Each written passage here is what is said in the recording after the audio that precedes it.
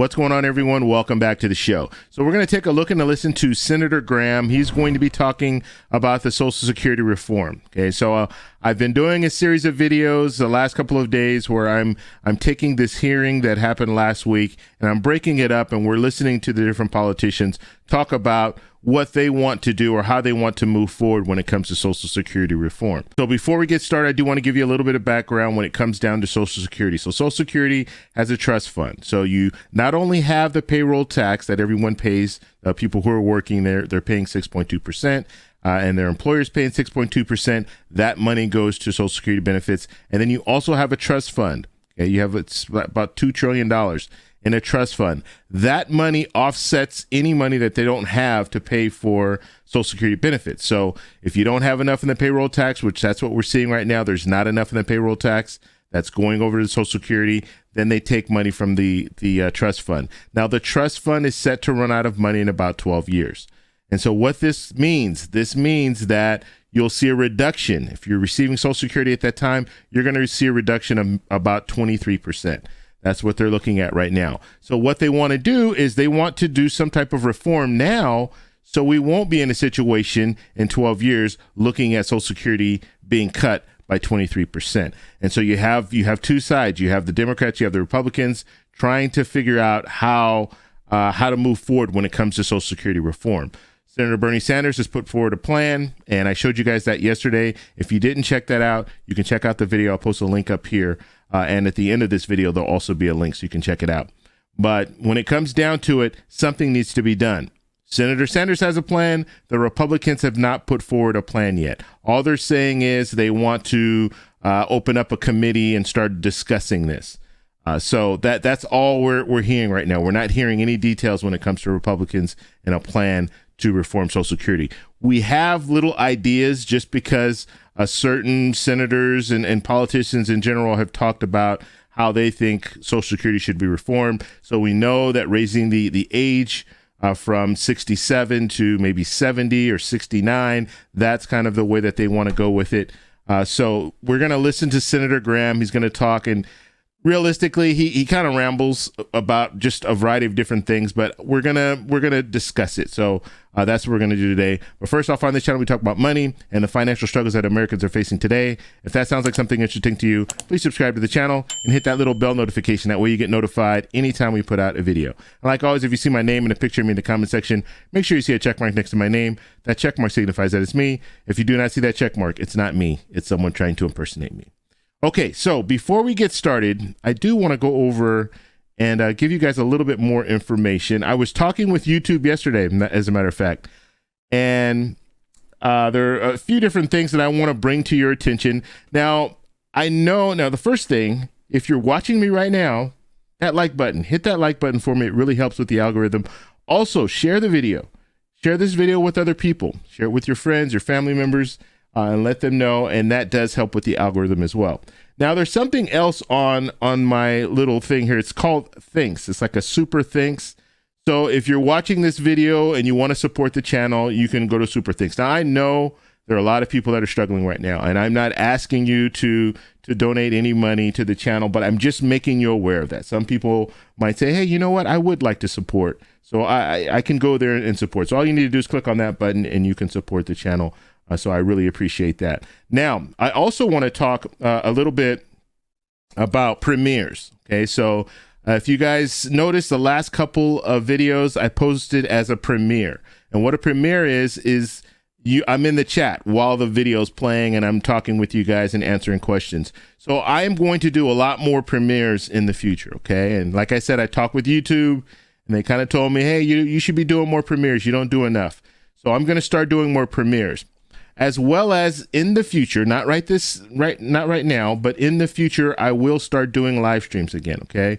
I'm going to do them on a kind of a sporadic. I'm not going to have a set schedule to do them. So make sure you subscribe and hit the little bell notification. So when I go live, you're going to know I'm live. Same thing with the premieres. If you're subscribed and you hit the little bell notification, when I set the premiere, and usually I'll set it out for about an hour before it will actually air, you'll get a notification that I will be doing a premiere. And then if you go to that premiere, if you just click on the link, once you get the notification, then they'll get, and then there's a little, you can like remind me kind of a link.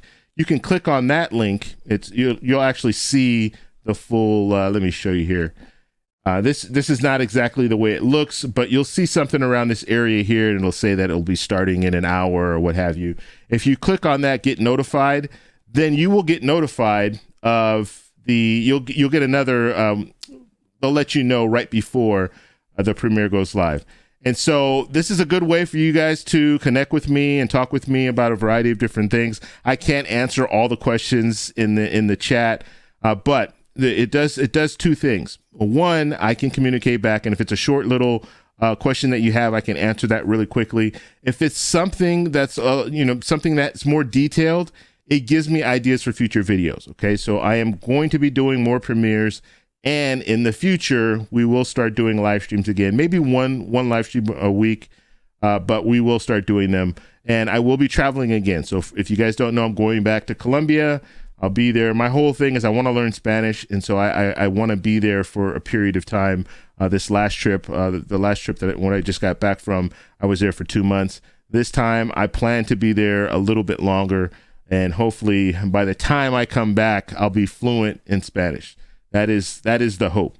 So those are the things that I wanted to talk about when it comes to the channel. And I just have to say, I really appreciate all the support. And we have analytics, so I can see what's going on in the background. And I see there are a lot more people coming in, a lot more people subscribing and liking the videos. And I really appreciate that, because that does help out. And the whole goal here is I want to get this out to as many people as possible. Okay.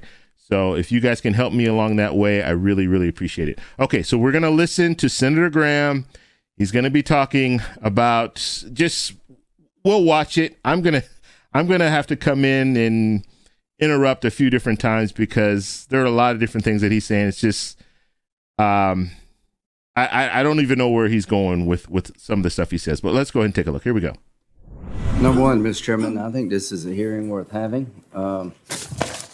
And I take a different view about how to save Social Security. Mine's more realistic.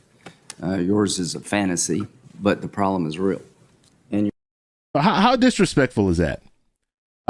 They're there trying to, and this is why Democrats and Republicans don't get along. These politicians don't get along, because they insult each other. And how would you want to work with someone if they're insulting you? Just think if you're in a job and you're working alongside someone and you guys need to get things done, and that person's just constantly insulting you. And I mean, that's just, this is and he's talking about Senator Bernie Sanders' plan. Okay. We took a look at that yesterday. He's saying that, that's a fantasy, that's never going to happen. But just listen to the way they talk to each other. They're like children. That's how children talk to each other. Adults understand, okay, there's a certain line that you don't cross, especially if you're trying to work together. There's a certain line that you don't cross. Even if you're thinking that in your head, you don't say it. But these politicians, it's just ridiculous. you're a good man. You're consistent.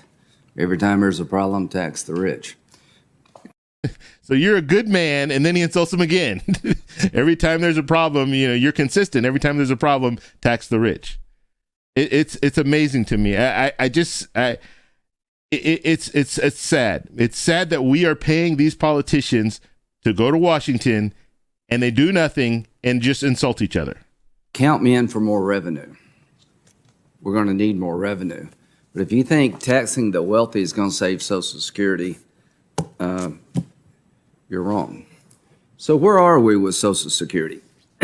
By 2034, according to the recent trust fund report, the money in Social Security will require us to reduce benefits so that you can get only 77% of the benefits you owed, because we're paying out more than we're taking in. That's a fact. It slipped a year, but we're on a glide path where over time, Senator Romney knows this, the money being paid in and the money taken out doesn't add up. And if you don't do something now, you're going to have a draconian choice of cutting benefits and raising taxes to keep the thing afloat. But here's the good news. We got some time if we act together. And here's the model I would suggest, the Reagan-O'Neill model. And I think it's in the 80s, Greenspan Commission was formed by President Reagan.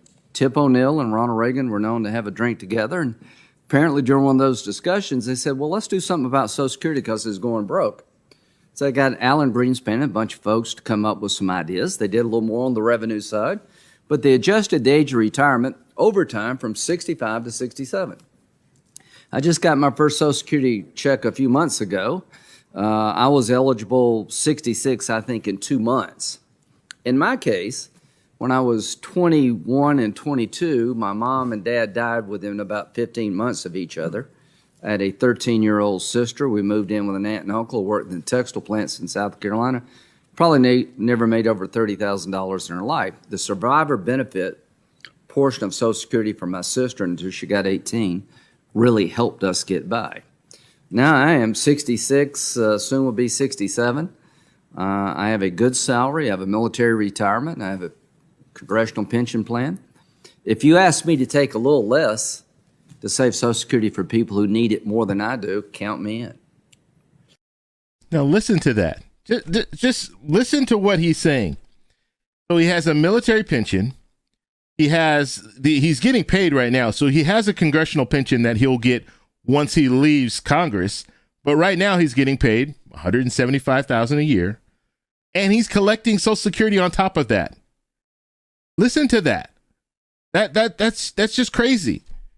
So he's, I mean, it's insane that these politicians have the nerve to talk like this. I mean, it just amazes me. It's going to take that kind of commitment from all of us. The wealthier people are going to have to take a little less in benefits.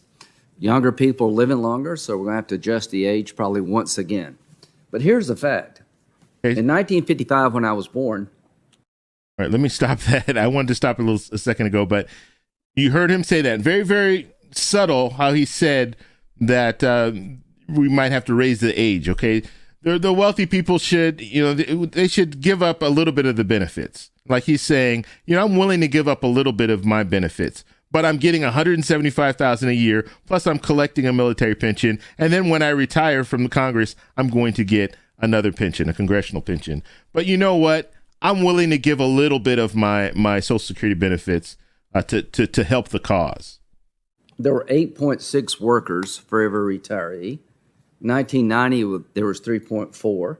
In 2022, there's 2.8. By 2050, there's 2.2.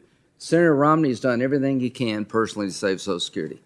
If you ever go to a Romney family reunion, you'll see a lot of people going to pay into Social Security. I have let you down. I'm not married with no kids. It's people like me screwing this thing up. So the bottom line here is that we have fewer people working for the number of people retired, and if that doesn't create a problem, then I think you're missing the point. 2.2 people by the middle of the century are not going to generate the amount of money necessary to keep the fund solvent if we don't make some changes. So what are the changes that Simpson, Bowles, the Gang of Six, kind of bipartisan people have looked at? Adjusting the age of retirement, increasing revenue, and trying to make the benefit structure more efficient. So I don't need a lecture about Social Security. I understand the value of the program because when I was 22, lost both parents, had a 13-year-old sister to take care of. The money really mattered. It matters to a lot of people on retirement. It's their primary source of income. I'm at a stage now where I could wouldn't change my lifestyle to have a smaller COLA for me. He's talking about a COLA. Very small percentages, right?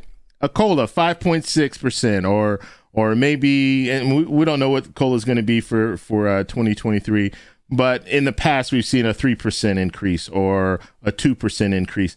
He's talking about COLA. That's the benefit that he's willing to give up when it comes to Social Security. This man is making $175,000 a year right now, and he's getting a military pension right now, and he'll get a congressional pension when he retires. Maybe none at all, but smaller for sure. And to restructure the benefit schedule so the money will be there for people who need it more than I do. I don't know how to solve this problem without all of us working together. I know that what Ronald Reagan and Tip O'Neill did in the 1980s worked for a while. We got to do that again. They didn't go to the approach of Senator Sanders of just taxing the wealthy, because it's not going to work as a standalone proposition. Okay, now he's saying it's not going to work as a standalone proposition, but he's also saying that he doesn't agree with them taxing the rich. So he doesn't even want to have that in the plan at all. And so that's where it just doesn't make sense. He's talked about all the other things. He's talked about raising the age. He's talked about, oh, well, you know what? Maybe the wealthy who are receiving Social Security, maybe they should get a lower COLA every year. But he's not talking about anything when it comes to taxing the rich. So the country is in a world of hurt. Our financial house is not in order. By 2031, we'll have $2 trillion in annual deficits. The national debt by 2032 will be $40 trillion. By 2052, debt to GDP will be 185%. That's a separate problem from Social Security, but Social Security is sort of consumed in that. Okay, so he's saying now he's right. It is separate. Okay, Social Security is not adding to the debt. Okay, that chart has nothing to do with Social Security, and so for him to lump the two together to make an argument, it's not right. Okay, it's basically he's misleading you. And that's the sad part, because when people see that and they're looking, oh, we're in debt, $2 trillion, this and that. And then they think, okay, well, we need to do something about Social Security. We need to cut from Social Security. But cutting from Social Security is not going to help that problem. That problem was created by the politicians. Okay. They created that problem because they spent too much money. And he is part of that. We're going to look at how long he's been a senator after this video. Now, the trustee report assumes something about the viability of the trust fund, Mr. Chairman. They assumed about a 3.5% inflation rate.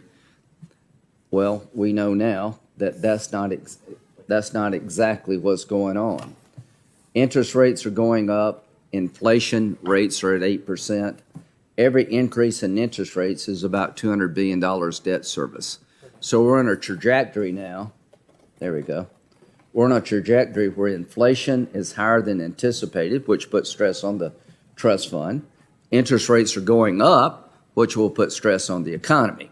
So what I propose we do is have this discussion. You can blame us if you would like, but you're not going to be able to blame me for not caring, because I do. And I will challenge your assumptions about how to save the system, understanding you're a patriotic American and you want to do what you think is best. But in your world, we're all the bad guys and you figured this out. You haven't figured it out. What you're selling doesn't work. And we'll have a good discussion about what will work. It will be bipartisanship. It won't be the Sanders plan. It won't be individual private accounts. That might be part of the mix, who knows. The bottom line is we're going to have to make some hard decisions. I stand ready to make those hard decisions. Senator Romney has been terrific. Senator Romney wants somebody outside of politics to give us some information, like we had with Simpson Bowles, like we had with the Gang of Six, to adjust Social Security and stop it from running out of money by 2034 and having to reduce benefits. And I think he and others on our side, and people on your side, quite frankly, are willing to do this. And I would invite President Biden to be part of it. I would love to be able to sit down with the administration and see if we can recreate the momentum for Simpson Bowles or the Gang of Six, where we put on the table something of everything, where everybody has to give a little bit to save a system worth saving. So if this is an election year issue, great. I think it needs to be talked about, and we're going to talk about it in terms on our side that is a little more holistic than just tax the rich. Thank you. Okay, so that was Senator Graham, and I want to go. Let's see how long he's been in office, because I get a kick out of these politicians that talk about the fact that we're in debt and all this. A lot of these politicians have been in office for a very, very long time, and let me drop this down. I'm trying to move. Okay. They've been in office for a very, very long time, and they've been spending the money. We're in a deficit because of them. You can't, I mean, the sad part about it is you'll have a politician that will say, and I know you guys can't even see my screen yet. Let me flip it over. You'll have a politician that will say, we spend too much money, but they're the ones spending the money. And then they just blame each other. Well, no, it was them. They spent the money. And then when when you have a transition from Democrats to Republicans and Republicans spend just as much money as the Democrats were spending, it just keeps, I mean, it's insane that these politicians, I don't know what they think. They think that we just don't know anything. And we need to get to a point where we move forward and start holding these politicians accountable, because it's just, I mean, it's a tragedy. So here, Lindsey Graham, let's see, he was born July 9th, 1955. And let's get into how long he's been in office. So South Carolina senator since 2003. Okay. So he's been there for a while, right? 19 years. 19 years he's been in office. And so you see, he's been there for a while. He's collecting a nice little pension that he'll be able to retire on. That plus the military pension plus the Social Security that he's receiving. But he's willing to entertain giving up a little bit of his COLA every year. I don't know what to say. Now, what he didn't talk about the tax, the 147,000 or less, people making 147,000 or less, they're paying into that payroll tax, the 6.2%. Now, if you make more than 147,000, you don't pay any additional. Okay. So I want to make that clear, because some people did have questions about that. So if you make let's just say you make 150,000 a year and the cutoff is 147,000, then you don't have to pay taxes on 3,000, but you still need to pay taxes on the 147,000 that you made. Okay. But when you start looking at it, and if you're making $1 million or $2 million, you're only going to pay the payroll tax for 147,000. And so what they want to do is they want to increase that. They want to make it so if let's say you make 250,000 or more, now you're still paying into that payroll tax. You have to pay that payroll tax, even if you're making millions. And so it's only fair, because people who make less than 147,000, they're paying into it. So why do we stop it at 147,000 is my question. Everybody should have skin in the game, like Senator Scott says. Everyone should be paying when it comes to Social Security. They should be helping out. So that's what they're not talking about. That's what Senator Romney and Senator Graham are not talking about. They don't want to tax the rich at all. They just want to tax the people who are being taxed now. And then the big solution that they have is, guess what? You'll just have to work a few more years. So just think about what they're saying. They're saying the people who are already paying into this payroll tax, in order to get more revenue, you're going to have to work longer. We're not going to touch the people that are making all this money, that are making more than this 147,000. We're not going to address that. Those people are fine. They can make as much money as they want. They're not going to be taxed additionally, but you're going to need to work till you're 70, because that's only fair. It makes no sense. It makes no sense at all. And I hope that in the future they get called out on this, because they need to be called out on this. It's not the way to go when it comes to reforming Social Security. You need to bring in that revenue. You know that there's a big gap right there where you have people who aren't paying, these rich people who aren't paying a payroll tax. They should have to contribute as well. So I want to know what you guys think. So let me know down below. If you like this video, please give me a thumbs up. Please subscribe for more, and I'll talk to you in the next one. Bye.